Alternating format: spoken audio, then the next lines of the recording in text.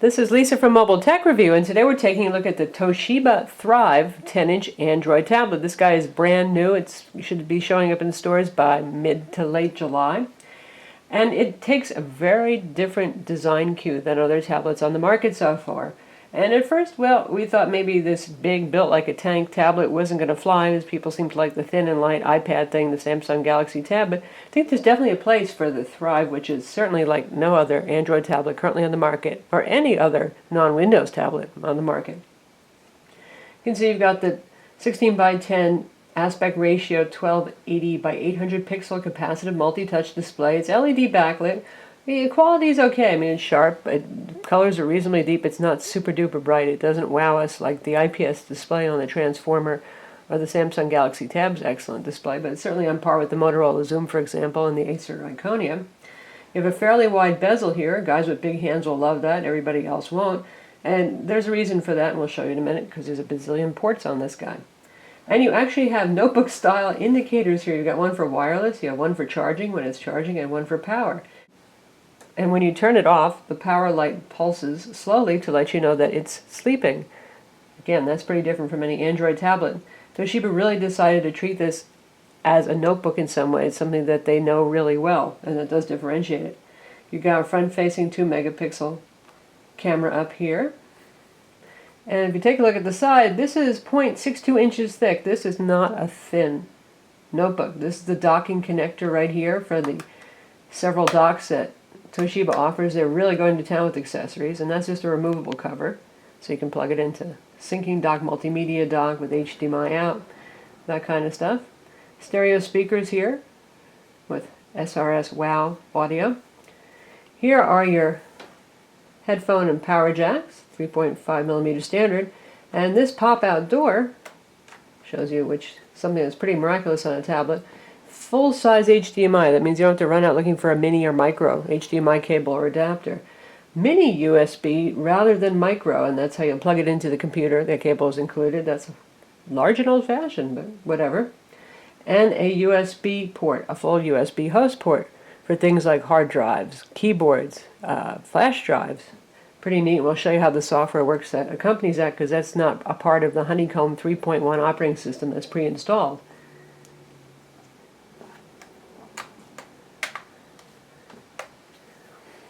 Up top here, we have power button, volume controls, and rotation lock switch. That's nice. And a full-size SD card slot. No micro SD card slot here.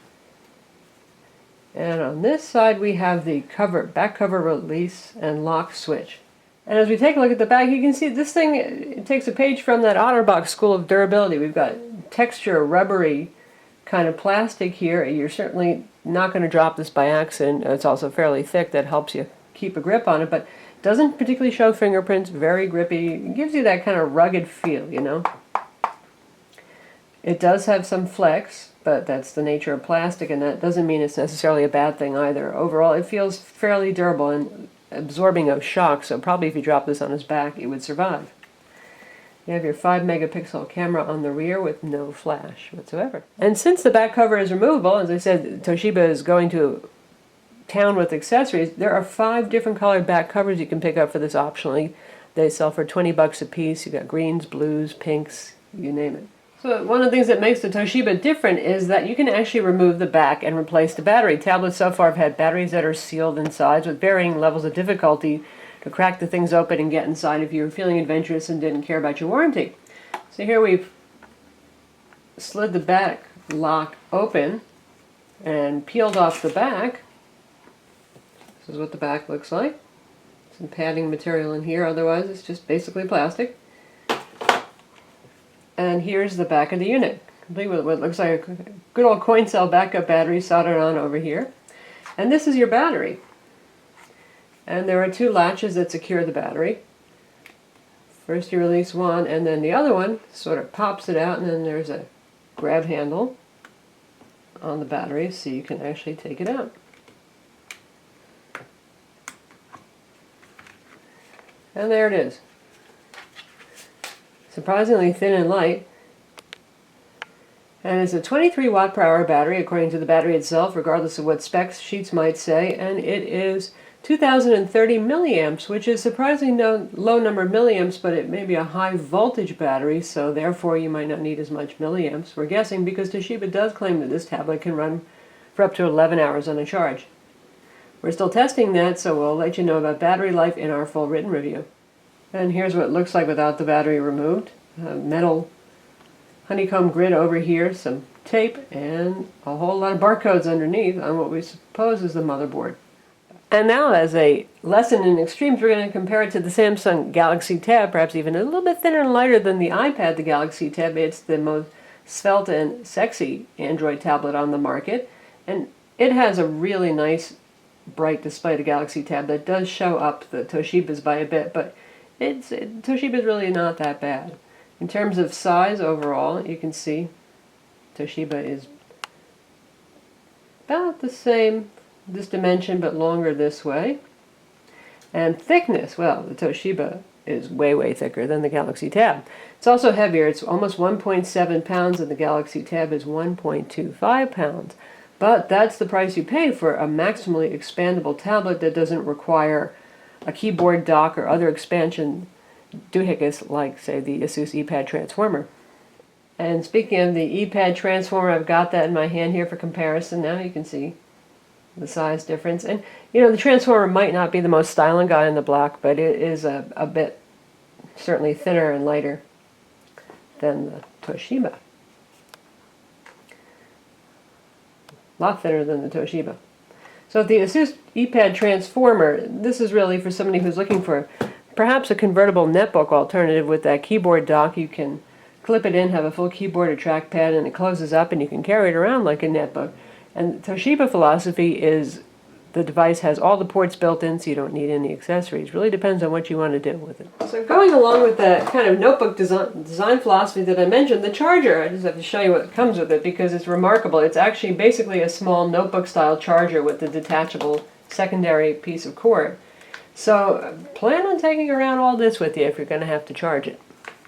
In terms of specs and horsepower, this tablet's the same as all the other honeycomb tablets that have come out since February when the Zoom hit the market. It is running Android OS 3.1 honeycomb. That's great. Faster, bug fixes, more features, that kind of thing. The usual dual-core 1 GHz NVIDIA Tegra 2 CPU with graphics acceleration, a gig of RAM.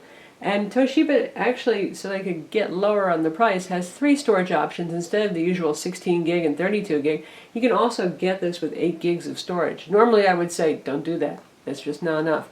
But since you have expansion possibilities with the SD card slot and the USB port, you know, if you're really, really on a budget, go for it. The 8 gig sells for $429. The 16 gig is $479. Obviously, you know, you're not paying much more money, $50. Get that 16 gig if you can. And then there's a 32 gig for $579. So they're shooting to be $20 lower than the average competition price, meaning the iPad, the Galaxy 2, the Motorola Zone, those tablets. This is a Wi-Fi only tablet. It has Wi-Fi 802.11bgn. It is single band as far as we can tell. It has Bluetooth 3.0 high speed, and it has a GPS. Performance on the tablet experientially feels good. And they have a few extra little settings here in software I'm going to show you to set it apart. Under Multimedia, they have video enhancement. This basically is a sort of upsampling technology that tries to take non-HD videos and make them look better. In practice, I find that it slows down video playback. If you're playing more challenging pieces, like we have a 720p high-profile MPEG-4 clip, plays just fine if that feature is turned off, but drops frames if it's turned on. That is turned on by default, by the way, so if you buy the tablet and you're not happy with video playback quality, go into settings and turn it off. Audio enhancement we like a lot more. You've got SRS multimedia enhancements, including volume boost, clarity enhancements, boost the low sounds, and more. Toshiba also includes their own multimedia player, that means video player, so you can use the built-in one that's in gallery, or you can use Toshiba's. They both seem to be about equally capable. And let's take a look at both video playback and USB support at the same time, because we're going to play some stuff that's on this flash drive. Now I've tested stuff that I've put on internal storage versus the USB flash drive, and they both perform equally as well, so that's pretty nice. You can have a bunch of movies on your flash drive and you don't have to load up the internal storage. Again, making that 8 gig model more viable. It doesn't mean you have to copy your movies to internal storage just to have good playback performance. So we're going to stick this into the USB port on the side. And there was a little notification at the bottom that said you inserted a USB drive. And if we go to Toshiba's custom file manager where all the action has to happen, because Honeycomb doesn't yet support all this mass storage and USB shenanigans, so they have to write their own software to do this. So here we've got the file manager, and this is, we're looking at internal storage right now, and here's the SD card icon. If you have an SD card slot, card installed in the slot, you can see what's there. And then here we have our USB drive. So oddly, you tap on the USB icon and it says USB storage, USB disk 0. Okay, sure, that's nice. And then it shows us everything that's on there, complete with thumbnails for video and all that kind of thing, and it's quite fast. If you want to copy something, so you want to copy this tune over to internal storage, you can copy it, and it automatically switches to internal storage because it assumes that's where you want to go. And let's put it in a folder here. We'll put it in our music folder, and then you see an option for paste, go up, or cancel. So that's very easy. Just hit paste, and it tells you to not turn it off or switch out the application while it's doing that, or it will not finish copying. Now also, if you're directly in the video player, these things will show up. You don't have to go through File Manager to see the videos, but there's a video that we're going to be playing, and then there's a 1080p clip that we're going to play as well, but we'll go through the interface on Toshiba's video player to get to that. And we'll check it out in Gallery as well.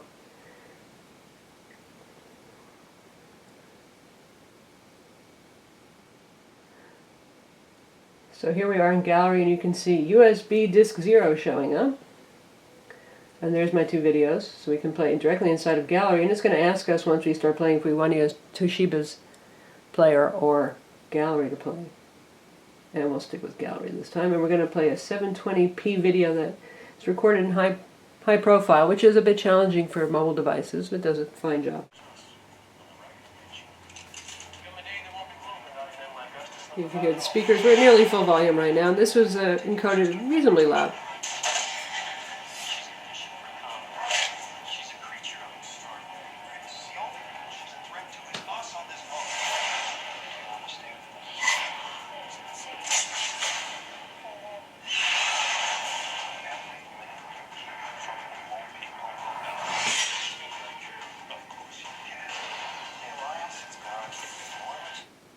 That looks pretty good. I might suggest that you stick with Simple Profile for encoding your videos that you rip from whatever source you have. Next we're going to take a look at 1080. Officially it only supports up to 720, but with Simple Profile it can play 1080.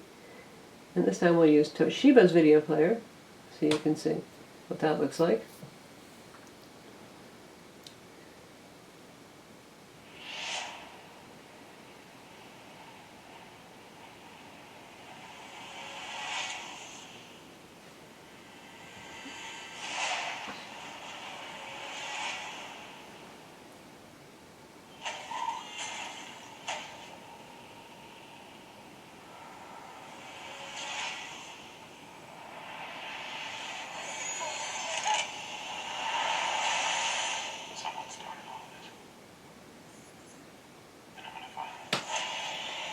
Plays fine.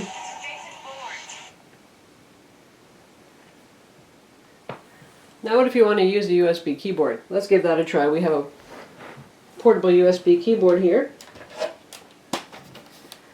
And we're going to plug this guy. So we've got our keyboard plugged in. We're just here on the desktop, but of course if you start typing, you'll start a Google search, and let's see what happens. Yep, that's working. Very cool. So here we are in a Notepad app that we downloaded, and we can test out typing.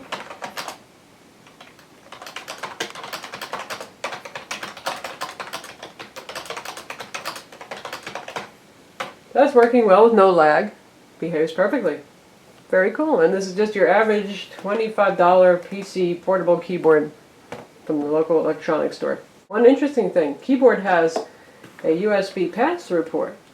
So let's see what happens if we plug in our flash drive there, in case we want to use both. And the light is blinking on the flash drive. That's promising.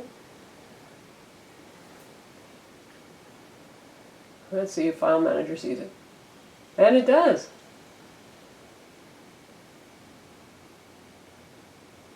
And there you go. So if you get a keyboard that has a pass-through USB port, you can actually use another peripheral at the same time as a keyboard. Likewise, it'd be interesting if you plug in a USB hub, just think of all the USB fun you could possibly have, especially if you're using a powered external hub, because this obviously can't provide a whole lot of external power. In terms of other software, the Toshiba bundles, they have their Books Place, which is really the Blio reader, which sadly is not one of my favorite ebook reading applications. We first saw this on the little Toshiba Libretto 105 Anniversary Edition. Let's just take a look at it. Here's a sample book. It's a little bit slow on the animations. It's pretty enough looking, and you can swipe the pages. Now they have this intelligent thing, they call it, where you're supposed to be able to zoom in and do stuff, but I'm finding that the hyperlinks actually are not working in this book. And this is a book that they provided in their own format. This does not use EPUB. It uses Blio's own format, so you're relegated to doing your page switching like that. It does work in portrait mode. The Android tablets, given their aspect ratio, are a little bit tall and skinny for reading book-wise, especially this one's particularly elongated.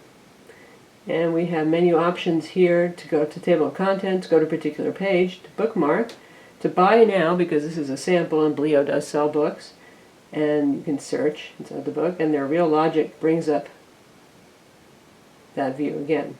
And if you want to shop for books, that's the interface you see, which is pleasant enough. And they also have an option to search for free books, and when I went and used that, it actually found a bunch of books, some of which I know shouldn't be free, and when I tried to download them, it said I couldn't find it. But it was going to Google Books, interestingly enough. So if we search for some free books here, and we will search for war. There should come up with a lot of titles. Takes a little while, and then we see a listing of things. Sebastian Junger's War shouldn't be free, but oddly it's listed there. If we try to download it, it says, book cannot be found, cannot download book. And if we go to something that is generally open source, say The War of the Worlds,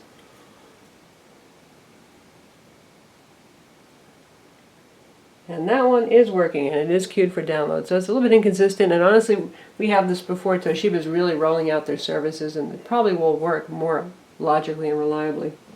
And book prices, thanks to agency model pricing, are pretty similar to on other bookstores. Bestsellers are around $12.99, some of them are $9.99. And the less hot titles seem to be a bit more expensive sometimes. We also have their Toshiba Start place, which is really just a news application.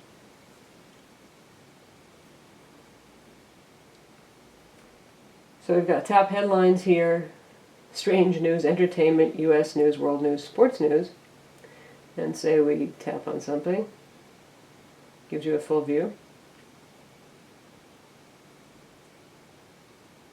And once it loads, it's actually quite responsive. So it's nice for a free newsreader, world news kind of stuff.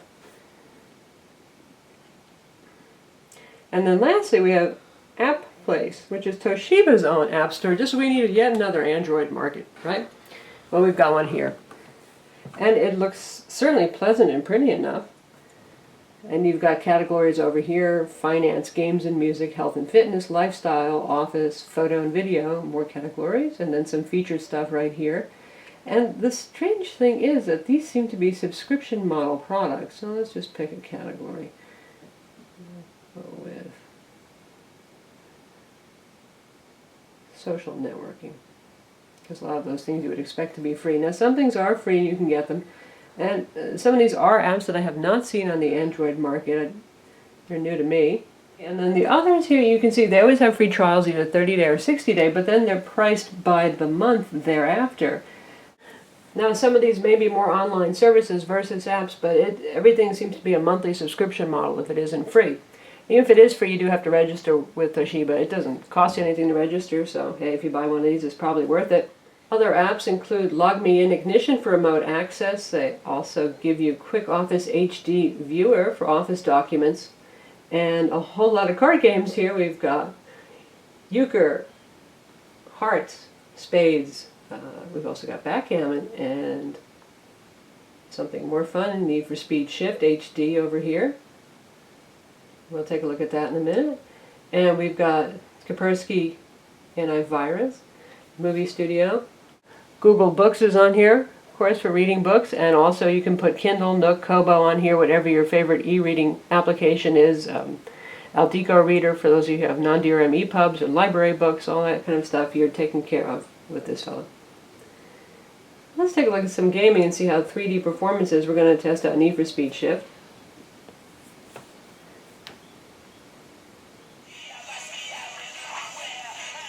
This is an accelerometer-based driving game.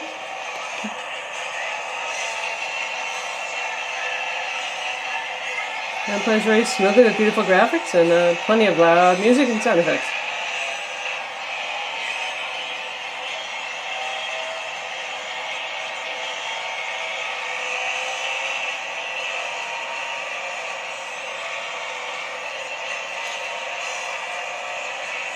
So that's the Need for Speed Shift demo version that's included on the Toshiba Thrive. It can likewise handle all the other NVIDIA Tegra 2 Zone games. So since this is Android 3.1 Honeycomb, we have Adobe Flash 10.3 installed so it can handle full flash, and it has a very capable YouTube player. That's the standard part of the operating system. I'll just show you that because the interface is beautiful and you can see how well it works.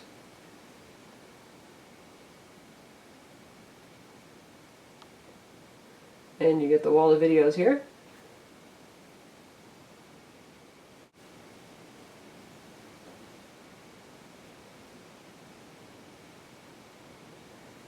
Plays in a small window with related content, and you can just pop it out to full screen too.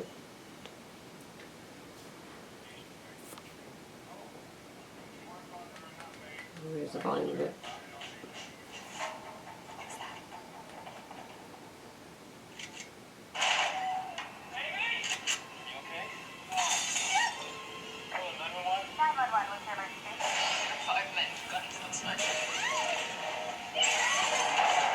So that's the YouTube player, which honestly I think is a very viable alternative to using full flash in terms of performance, but let's take a look now at full flash. We'll go to the YouTube desktop site. Can't go to Hulu because they block Android, unfortunately, like every other mobile platform. And we will switch to the desktop version of the site so we get flash.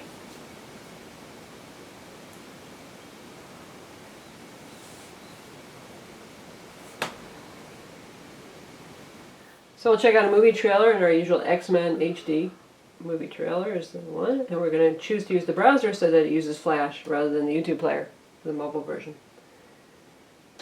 I'm going to play in 360p as per usual inside this window. If you pop it out to full screen, it'll switch to 480 automatically.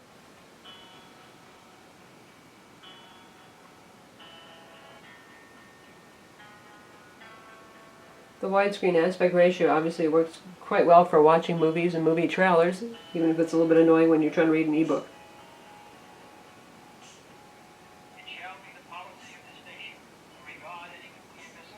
And of course this is streaming over Wi-Fi or 802.11n network, since this does not have 3G or 4G.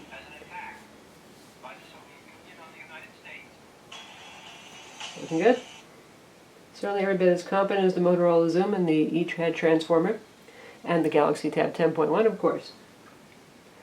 So that's the Toshiba Thrive. It'll be available again mid to late July. It starts at $429 for the 8 gig model, goes up to $579 for the 32 gig, and you have the 16 gig in the middle for $479.